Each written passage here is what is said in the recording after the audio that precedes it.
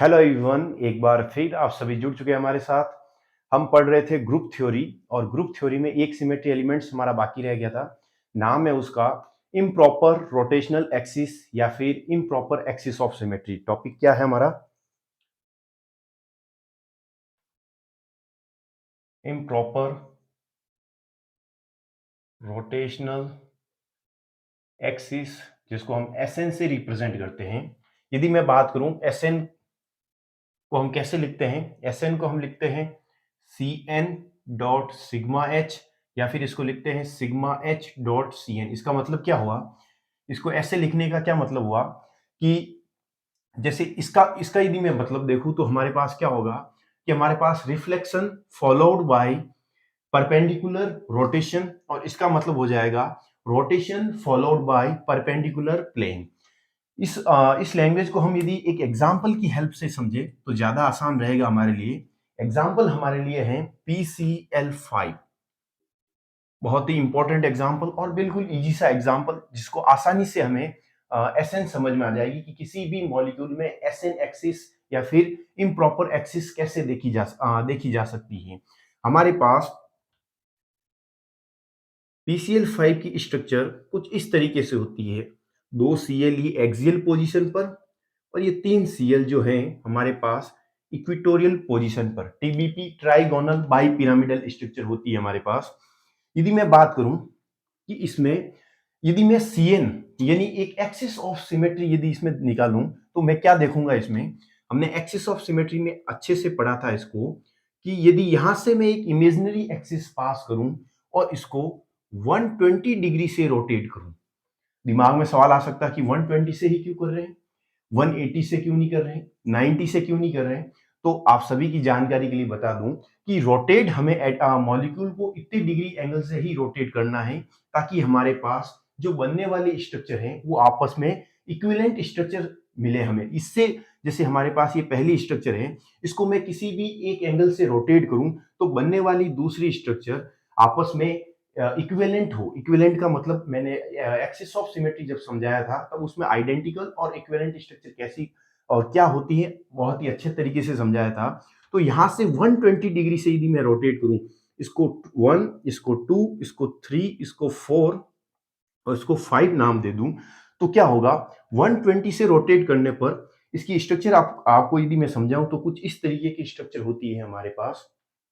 ये 2 Cl ऐसे, एक Cl ऐसे, बीच में फास्फोरस, एक एक क्लोरीन ऊपर, एक क्लोरीन नीचे। ये जो बॉन्ड एंगल है ये 120 का बॉन्ड एंगल होता है। इस क्लोरीन और इस क्लोरीन के बीच 120 डिग्री का बॉन्ड एंगल होता है। अब इसको 120 डिग्री से रोटेट करूं तो क्या होगा, ये जो है रेड वाला मार्कर वो ब्लैक वाले मार्कर की जगह, ब्लैक वाला रेड पेन की जगह, रेड पेन रेड मार्कर की जगह चला जाएगा। इसका मतलब जो ये Cl4 और Cl5 है ये अपनी सेम पोजीशन पे रहेंगे फॉस्फोरस, क्योंकि जिस एटम के अराउंड हम एक्सिस पास करवाते हैं या फिर जिस एटम के अराउंड हम एक्सिस पास कर रहे हैं वो अपनी पोजीशन पर ही बने रहते हैं। ये जो हमारे पास फॉस्फोरस, ये क्लोरीन 4, ये हमारे पास क्लोरीन 5, ये तो अपनी सेम पोजीशन पर है। ये क्लोरीन जो है वो पोजीशन चेंज करके कहाँ चला जाएगा, इस Cl2 की पोजीशन पे आ जाएगा। Cl1, Cl2 यहाँ और Cl3 कुछ इस तरीके से आपस में पोजीशन को चेंज कर लेंगे। तो हमारे पास यहां से इसको रोटेट किया 120 डिग्री से, और 120 डिग्री से रोटेट करने पर हमें आइडेंटिकल स्ट्रक्चर मिली। इसका मतलब क्या हो गया, यहाँ पे C3 प्रेजेंट है। ठीक है। अब अगला हमारे पास क्या है कि सबसे पहले हमने क्या एक्सिस पास की, एक इसको एक 120 डिग्री से रोटेट किया, और उस रोटेट करने पर हमारे पास इक्विवेलेंट स्ट्रक्चर मिली। तो इसका मतलब क्या हो गया कि हमारे पास यहाँ पे एक एक्सिस ऑफ सिमेट्री प्रेजेंट है। एक ध्यान देने वाली बात यहाँ पे है, अक्सर बच्चे कंफ्यूज हो जाते हैं कि यहाँ पे एसएन होने के लिए एसएन होने के लिए सीएन भी होना जरूरी है। जैसे हम एक एग्जांपल पढ़ेंगे एलिन का एग्जांपल, उसमें हम देखने वाली बात ये होगी कि उसमें एक S4 एक्सिस ऑफ या फिर S4 improper axis of symmetry present होती है। लेकिन मजेदार बात ये होती है कि उसको 90 डिग्री से रोटेट करके एक परपेंडिकुलर प्लेन पास करने पर जो हमारे पास पहली स्ट्रक्चर है, जो तीसरी स्ट्रक्चर वो आपस में इक्विवेलेंट स्ट्रक्चर मिल जाती है, तो वहां पे भी S4 प्रेजेंट है। तो ये जरूरी नहीं है कि Sn होने के लिए Cn होना जरूरी है। यहाँ पे तो ठीक है कि हाँ 120 से रोटेट किया तो इक्विवेलेंट मिल गई, तो बढ़िया बात है कि हाँ इसमें C3 एक्सिस भी प्रेजेंट है। कोई जरूरी नहीं है, आपको इसके आगे एक प्लेन पास करना होगा। प्लेन पास करने के बाद जो तीसरी स्ट्रक्चर हमारे पास जो बनेगी, वो और ये जो पहली स्ट्रक्चर है वो आपस में इक्विवेलेंट होनी चाहिए, तभी हमारे पास यहाँ पे Sn प्रेजेंट होगी। कई बार ऐसा भी हो सकता है कि 120 डिग्री से रोटेट करने पर ये और ये तो आपस में इक्विवेलेंट है, लेकिन यहाँ से परपेंडिकुलर प्लेन पास करने पर जो थर्ड वाली जो स्ट्रक्चर बन रही है और वो फर्स्ट वाली स्ट्रक्चर आपस में इक्विवेलेंट नहीं हो, तो वहां पे Sn प्रेजेंट नहीं होगी। तो यहां से यदि मैं इसके परपेंडिकुलर प्लेन कैसे पास कर सकता हूं, हमारे पास ये इसकी स्ट्रक्चर कुछ इस तरीके से है। यहाँ पे फॉस्फोरस, क्लोरीन, क्लोरीन। अब हमारे पास यहां से एक एक्सिस ऑफ सिमेट्री प्रेजेंट है, तो इसके परपेंडिकुलर प्लेन कौन सा होगा? ये वाला प्लेन इसके परपेंडिकुलर हो गया। अब ये प्लेन में चाहे तो इस मॉलिक्यूल के ऊपर से भी पास कर सकता हूं, बीच में से भी पास कर सकता हूं, और मॉलिक्यूल के नीचे से भी पास कर सकता हूं। तो यदि मैं यहां से एक प्लेन पास करूं, यदि मैं यहां से एक प्लेन पास करूं, तो होगा क्या कि ये जो है वो फॉस्फोरस तो अपनी पोजीशन पे रहेगा, ये Cl5 जो है वो रिफ्लेक्ट होके कहीं यहां पे नजर आएगा, Cl4 जो है वो रिफ्लेक्ट होके यहां पे नजर आएगा। अरे भाई, मिरर इमेज तो मुझे लगता है सबको बनानी आती होगी। तो यहां से ये जो क्लोरीन है Cl3, Cl1 और Cl2, ये अपनी पोजीशन पे कुछ इस तरीके से रहेंगे।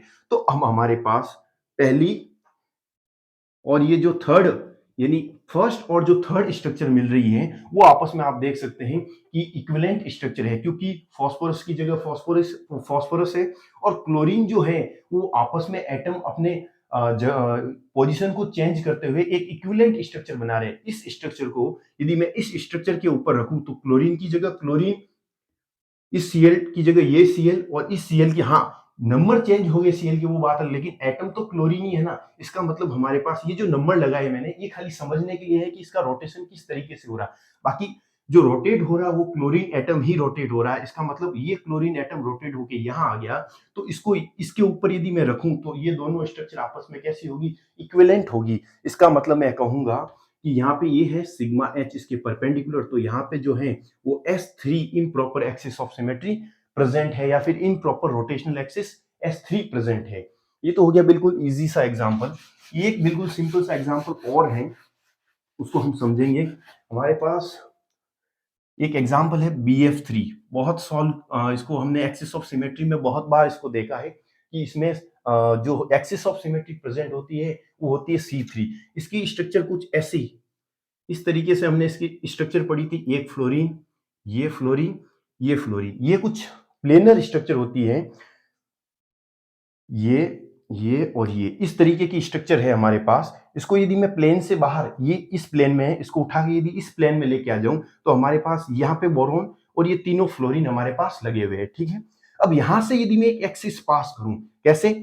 इस मॉलिक्यूल को देखूं तो कहां से? इस बोर्ड के बाहर से होते हुए अंदर तक एक एक्सिस पास करूं, और इसके अलोंग यदि मैं 120 से रोटेट करूं, तो ये फ्लोरीन रोटेट होके इसकी पोजीशन ले लेगा, ये फ्लोरीन इसकी जगह, और ये घूम के इसकी जगह चला जाएगा।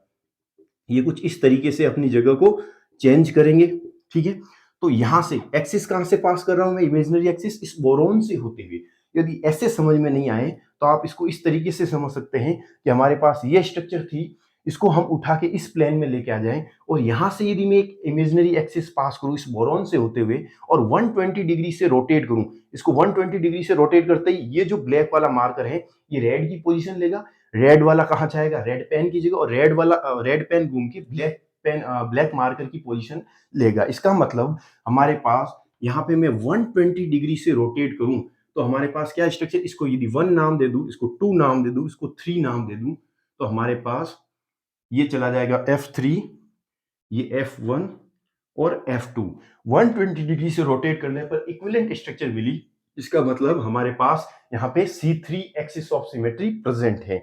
अब यहां से अगर यदि मैं एक परपेंडिकुलर प्लेन पास कर दूं, अब परपेंडिकुलर प्लेन कैसे पास करूंगा कि हमारे पास ये कुछ इस तरीके से हमारे पास कुछ इस तरीके से स्ट्रक्चर थी, ठीक है। इसको रोटेट किया मैंने इस एक्सिस के अलाउंग। तो अब मैं परपेंडिकुलर प्लेन कैसे पास कर सकता हूं? इसके बीच में से भी पास कर सकता हूं, इसके ऊपर भी पास कर सकता हूं, इसके नीचे से भी पास कर सकता हूं। ये जो है हमारे पास स्ट्रक्चर कुछ इस तरीके की है। इसको मैं इस प्लेन में लेके आ जाऊं और यहां से इसके नीचे से एक प्लेन पास करूं, बीच में से भी कर सकते हैं, मैं इसके नीचे से एक प्लेन पास करूं, तो हमारे पास क्या होगा कि जो बोरॉन तो एज इट इज रिफ्लेक्ट होगा, और ये जो एटम है F3 F1 वो F2 वो एज इट इज रिफ्लेक्ट होंगे। कैसे? इसको इस तरीके से समझे आप कि हमारे पास ये कुछ इस तरीके से एटम लगे हुए हैं, ये फ्लोरीन एटम लगे हुए हैं। अब यहां से यदि मैं एक इमेजनरी प्लेन पास करूं तो होगा क्या? बोरॉन बोरॉन की जगह यहां रिफ्लेक्ट हो रहा होगा, ये फ्लोरीन इस नीचे फ्लोरीन की जगह रिफ्लेक्ट हो रहा, ये एज इट इज इसके नीचे रिफ्लेक्ट होगा, ये इसके नीचे रिफ्लेक्ट होगा। तो एज इट इज हमारे पास स्ट्रक्चर एक और मिलेगी, और ये स्ट्रक्चर आपस में कैसी है? इक्विवेलेंट है। ध्यान से देखें, फ्लोरीन की जगह सारे फ्लोरीन है और बोरॉन की जगह बोरॉन है ही, तो ये आपस में इक्विवेलेंट है। इसका मतलब मैं कह सकता हूं कि यहाँ से एक सिग्मा एच प्रेजेंट है, वो भी कैसा है? परपेंडिकुलर है। तो यहाँ पे भी S3 improper rotational axis present है। तो ये कुछ एग्जाम्पल हो गए, बिल्कुल दो इजी से एग्जाम्पल थे। अगले लेक्चर में हम जो पढ़ेंगे वो एलिन, वो CH4 यानी मीथेन जो मॉलिक्यूल है उनके एग्जाम्पल को हम डिस्कस करेंगे। बहुत ही इंपॉर्टेंट है, उसमें ही हमें पता चलेगा एक्चुअल में ये तो फर्जी एग्जाम्पल है बिल्कुल, किसी भी कॉन्सेप्ट को पहले बेसिक सीखने के लिए। आगे जो एग्जाम्पल आएंगे एलीन के और मेथेन के, बहुत ही इंपॉर्टेंट एग्जाम्पल है, उसमें हमें पता चलेगा कि किसी भी मॉलिक्यूल में SN होने के लिए कोई जरूरी नहीं है कि उसमें CN भी हो, यानी कोई जरूरी नहीं है कि उसको 120 डिग्री से ही रोटेट करे। किसी को लग रहा होगा कि इसमें S3 प्रेजेंट है, S3 यानी हमारे पास 360 डिवाइड बाई 120 यानी 3, यानी इसको 120 डिग्री से रोटेट करना ही जरूरी है? नहीं। एलिन का हम जब एग्जांपल डिस्कस करेंगे तो उसको 90 डिग्री से रोटेट करते हैं, और एक परपेंडिकुलर प्लेन पास करने पर हमारे पास पहली और जो तीसरी स्ट्रक्चर है वो आपस में इक्विवेलेंट मिलती है। तो वहां पे हम इस कॉन्सेप्ट को और बेहतरीन तरीके से सीखेंगे। तो आज के लिए इतना ही, मिलते हैं अगले लेक्चर में कुछ और नए एग्जाम्पल के साथ। Thank you so much.